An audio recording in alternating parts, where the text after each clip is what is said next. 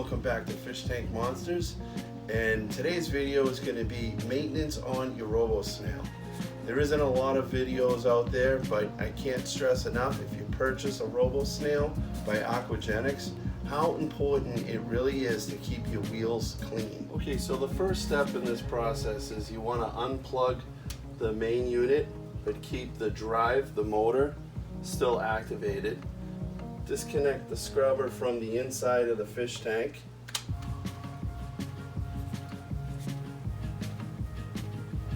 And you can take your scrubber and just put it down somewhere safe. And then what you're gonna do, and you wanna take the button that's lit green and push it. And when you do that, your wheels are gonna just start spinning on their own. You're gonna take the damp cloth and you're gonna apply it to your wheels. So the button's gonna turn blue and your wheels are gonna just start free spinning just like the way they are now. You wanna take your damp cloth and hold it, press it against your wheel. And you wanna keep not a whole lot of pressure on it, but enough pressure that you're gonna get whatever residue is on those wheels. Enough so that it can spin and you can freely clean your wheels without it binding the motor up. I like to do this at least 2 times a month. If these wheels ever lose traction, the Robo snail starts to slip and it messes up the cleaning of the front pane of your glass. It'll bottom out on the bottom of your tank, or it'll bottom out, keep pushing up front on top of the frame. You don't want that. It's very aggravating.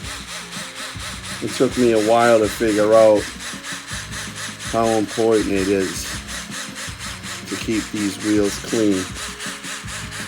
But once it's clean and it's working good, this is an awesome, awesome thing to have.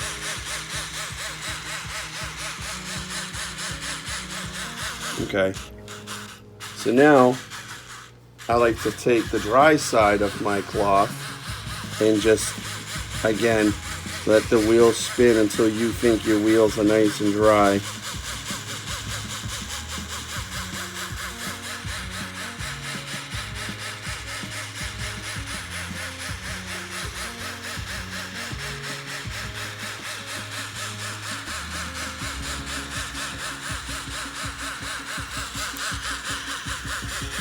So once your wheels are nice and dry, you want to take your cover, you want to slip it open and turn it on the off position. That's going to stop the wheels from moving. And what I also like to do is I disconnect the battery from it, because you got to reprogram it anyways. So that's the battery disconnected. And then what you do is you just put the battery back in place. You're gonna have a red and black wire. You want the black wire facing to the right of the Robo snail when you plug it back in.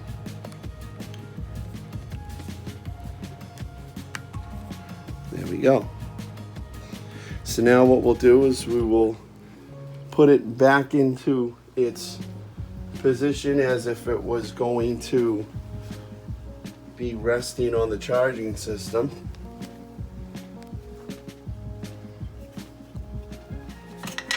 Keep the cover off, get your scrubber ready.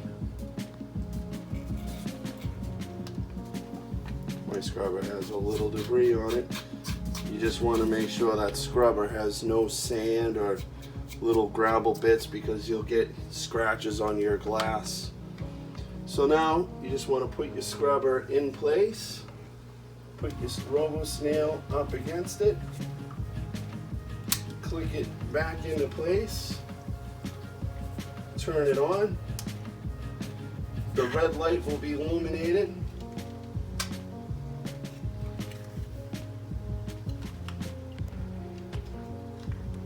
Make sure you have enough clearance for your cover to go back on.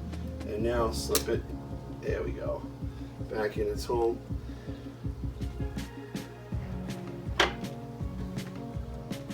So at this point, we now just gotta wait for the Robo snail to turn green so we can start the program process. Okay guys, so at this point we're going to reprogram the Robo snail. Now when you reprogram your Robo snail, what you want to do is from the bottom of your tank, you want to measure 2 inches above.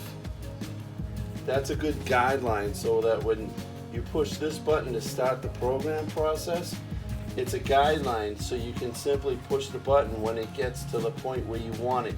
You don't want it ever touching your substrate on the bottom. So we're going to go ahead and start the program process.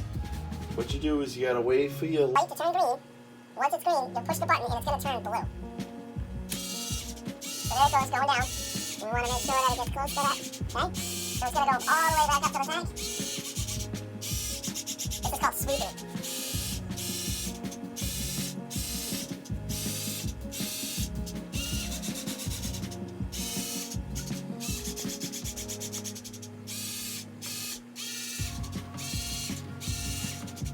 And then again, you'll push the button.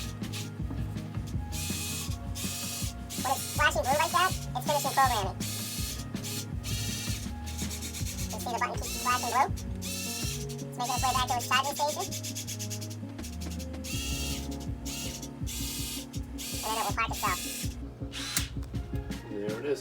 And now that light's going to stay red until it's done charging. When it's done charging, it'll turn back to green. Now whatever time you push that button, it's going to wait 24 hours and it will reactivate itself 24 hours after the point of when you push that button. What I like to do is I like to remove the tape and then just clean the marker off the glass that you would set when you make your line. I hope my video helped you guys out today. I hope it was informative. I hope you guys have a great night. Please enjoy my video. Keep your eye out for me, Fish Tank Monsters. And have a great night.